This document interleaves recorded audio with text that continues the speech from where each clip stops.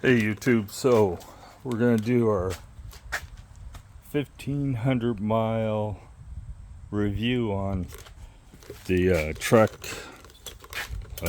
bike. Let's set it down here. There's a few things that we got to check, and I'm probably going to take you off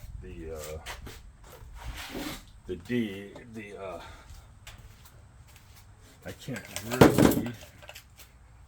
Let me zoom you in here. Oh, be stubborn then.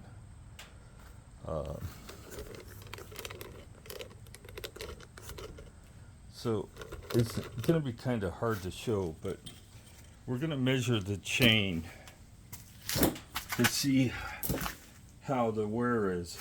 So we have our tick marks on the chain. We're going to put this one, the first mark, on a pin. Put it farther down on the center of the pin, and we're going to look where, wow, you know, usually I have an 18-inch ruler, so it's kind of tough. You really should do this with a 12-inch ruler. So, you know, let's get rid of this one. This is too long. We'll just use a regular ruler. So, we're going to put this on a pin. And, well, put it on a farther pin. We're right on the 12-inch mark. So you're going to go from start on the center of a pin, and you're going to look for where it lands on the 12-inch mark on the chain.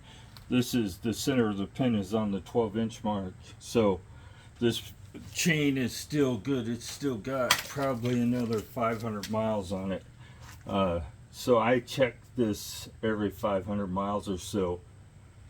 You really don't need to worry about it more often unless you're getting towards the end of the life of the chain, and then you need to check it.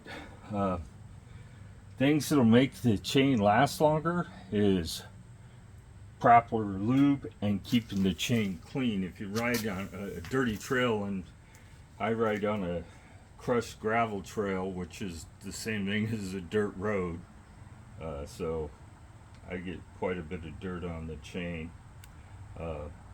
I recommend that you just wipe it off with a rag. Chain cleaners on electric bikes are kind of iffy at best. You'll have problems with running the chain backwards on most of these e-bikes because there's a little more resistance.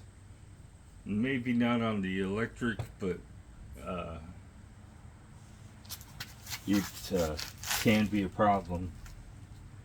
So the bike is held up well. Changed the tire, as you guys seen if you watched the channel. I changed the tire the other day. So the back tire lasted 1,500 miles, which is about 600 miles longer than the electric lasted. Weight is a contributing factor to how long the chain lasts. I mean the tire lasts. Mid-drive chains tend to last a shorter period of time because they have that much more stress. It's like Superman riding a bicycle. Basically, with the motor input and your inputs, you're putting quite a bit of stress on a chain. And they try to keep them fairly lightweight. Chains for mid-drive bikes are expensive. You're going to look at probably $40 for a chain. The more expensive the bike, the more expensive the chain typically. So that being said, brakes are fine still. Quite a bit of pad left. Resin pads tend to last a lot longer than ceramic or I mean not ceramic, semi-metallic pads on a bike. The semi-metallic pads uh, are probably a little quieter and work better, but the resin pads last longer. So yeah, if you if you can look at the pad and see that there's still pad material left, you're probably okay. There's no magic scraper noise or whatever like on a car. They put a piece of metal that rubs the rotor when it gets to wore out, but on a bike they don't do that. Too much in danger of you doing an endo over the handlebars if it caught in one of the holes. Um, Another thing, all bicycle manufacturers make holes in their rotors, and it's supposedly to help cool, but there's another factor in it. It also helps clean, keep your, if you go through muddy terrain, keeping your rotor cleaner, because it gives uh, the brake pad a place to push out the junk. Now, if these were solid rotors with no holes, it'd probably stop a lot better. But it's a compromise. You have to choose how you're going to build your bikes, and everybody builds them with holes in them because they tend to get junk in them. Uh, I want to change the pedals. These are pretty grippy, as in with the shoes that I ride on the bike. They're pretty grippy. I doubt these are serviceable, and this one is a whole lot stiffer than the other one. This one spins, but when I whack that one, it hardly turns. So there's some resistance in there. They might be serviceable. They're Bontrager. They're not, but they're still low quality. They're just pedals, because most higher end bikes, the people are know what they buy and or know what they're buying and know what kind of pedal systems they want to use, whether it be clipless, which is a cleated shoe and a lock-in pedal, or toe clips. Some people still use, I think toe clips are dangerous. I've ridden bikes with them, but I think they're dangerous. So another thing I've noticed about this Trek is that the BMS consumes power, so it'll shut the charger off and it'll keep consuming power. So if you let your bike set for a couple days, there's going to be some range loss, and the battery might actually only be 93 or 4% when it's showing full, because it's the way it is. On this bike, it shows just wipe the grease off, it's bugging me. It shows 93%. Well, my bike doesn't have, on the computer, does not show the percentage of battery. It shows a bar, just like an energy bar.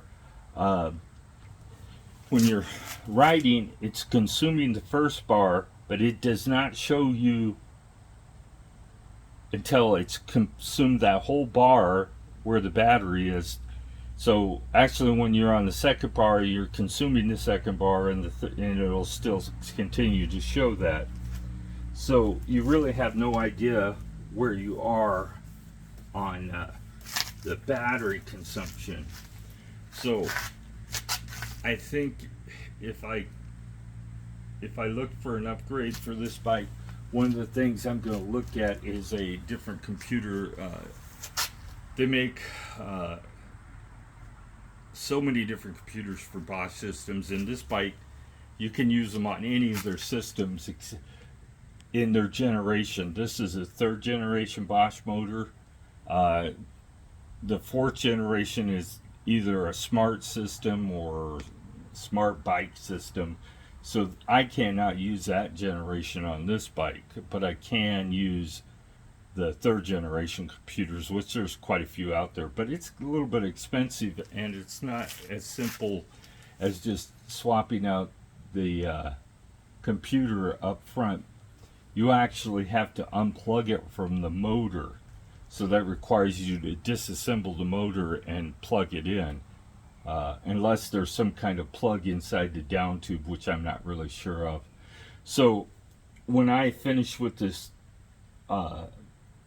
video, I'll put the bike back in and have it charge again. So here's a little thing that you guys may consider is it's starting to get cool at night, or cooler, and it's starting to get cool on your rides. Electric bikes don't do good below 70 degrees. As far as you start seeing some kind of range degradation below 70 degrees. And in this bike, to give you an example, on the 85 to 90 plus day, I can get 10.5 miles before I lose the first bar. On a cold day, I make 8 miles and I start losing. That's the 8 miles is when the first bar disappears. So there's quite a range difference between hot and cold. So if you calculate where you're going to end up, you end up losing 8 miles of range if the battery's cold. That's quite a bit. So set your bike out before you go for your ride. If you're taking it out of the garage or somewhere cool, take it out, set it in the sun shortly before you go on your bike ride. Give the battery a heat up time without using capacity, because it heats itself up going down. It does. This is not a this doesn't have a facility to heat it up pre-ride where it consumes part of the battery's capacity to heat the battery. This doesn't do that. So if you take it out, if you take it right off the charger after you, if it's still charging, it's heating the battery, because charging produces heat. But if you're going to just take it out of the garage, sit it out in the sun for a little while before you start your ride, and then get on the bike, turn it on, and go for your ride, you'll find that you'll end up with extra capacity. And this is true of the electric, the XP2 and the premium. If you set them out in the sun and let them warm up before you go start your ride, you'll end up with more range out of them, less consumption. Hot battery does better.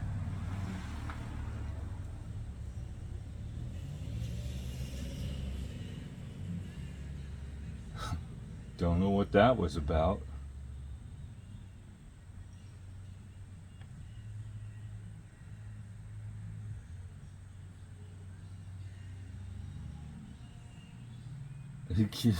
That was so strange.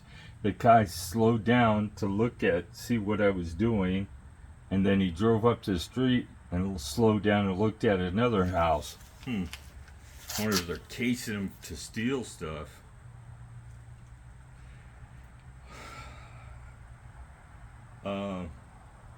So the bike hasn't needed anything. This year I will be doing wheel services on both wheels, which basically involves just disassembling, cleaning the bearings, re-greasing the bearings, putting them back together. This does not have sealed bearings in it, so if you can, the wheels don't show any play in the bearings, but you just want to do that. It's preventive maintenance. Bike shops, when you take your bike up and say you need a full tune-up, it involves greasing the bearings in the headset, which I'm assuming these are sealed because I don't see any dust or anything around them. You can tell usually unsealed bearing because you'll see that they've gathered dust around the bearing. Oh, well, let me see here. Let's see if that's in. guys can see. So if we go down here, you can see that I got dust here. This is a rubber boot here, and the bearing surfaces are behind that. So I gotta take that rubber boot off, remove a couple of jam nuts. Let's put you back to wide. Whoa. So a couple of jam nuts and clean the grease out and put it back together. So the 1500 mile check on any bike should be measuring the chain to see where you are on chain wear. Maybe clean the chain. This doesn't need cleaning yet, but it does need lubrication, which I'll do before I go out on my ride.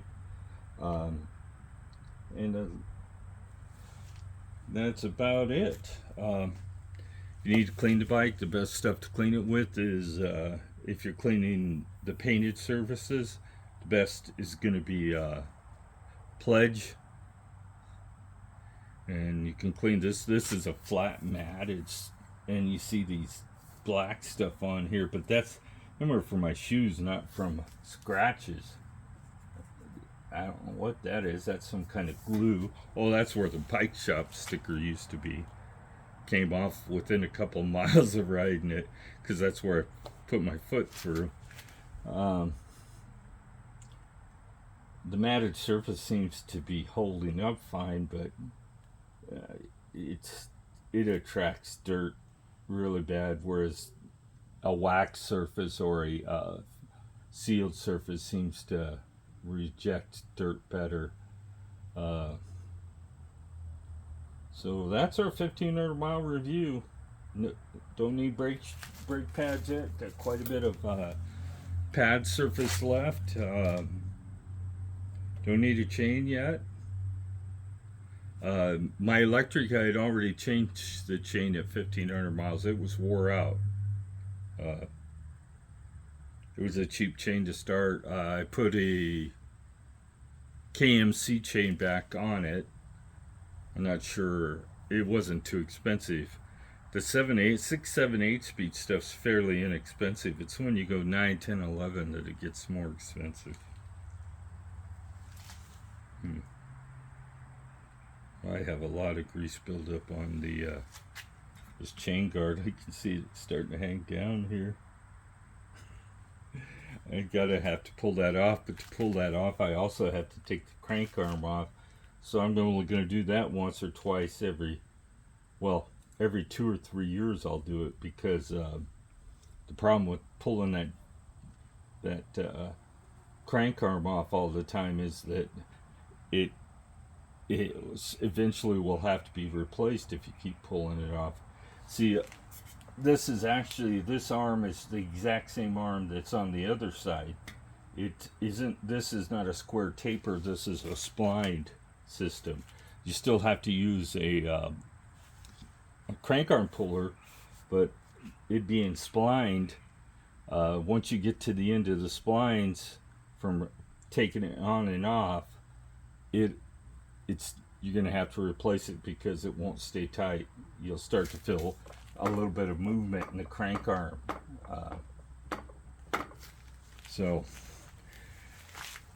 And this motor needs to be serviced about they're saying this one doesn't require any service, but I'm going to say that in 5 years it's going to need some kind of bearings or surfaces. I have not ridden this bike in real wet conditions, and these motors are sealed to a point, so they don't hold up real well if you ride out in the rain, because you're going to have water that's always going to get thrown up on this from the front tire, even with a fender. So you're always going to have it in a wet condition, whereas the hub drive motors are up here in the back wheel, and it's not going to get any water other than if it rains directly on it. So that being said, I get this video uploaded. The 1500 mile review. The only thing that we had wear item that we had replaced was the tire, and it probably could have went a little while longer, but it was time. And I want to put a bigger tire on this back wheel, so I'm trying to get rid of the tires that I have that are extra first, and then I'll replace it.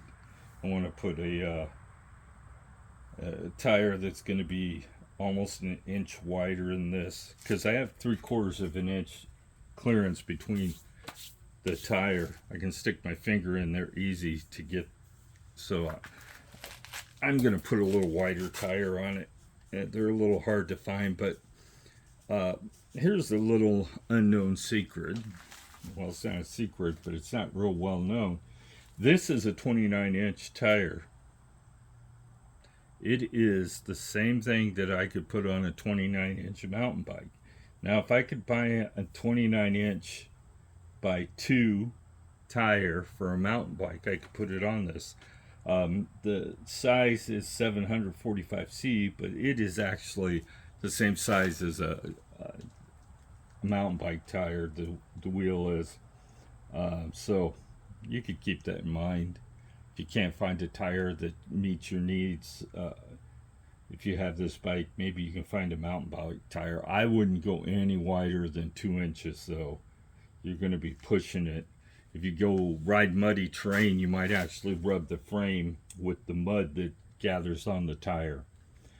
So have a great day. You know what to do. Like, don't like, subscribe. If I had, my subscription rate is less than 2%. Less than 2% of the people that watch this subscribe.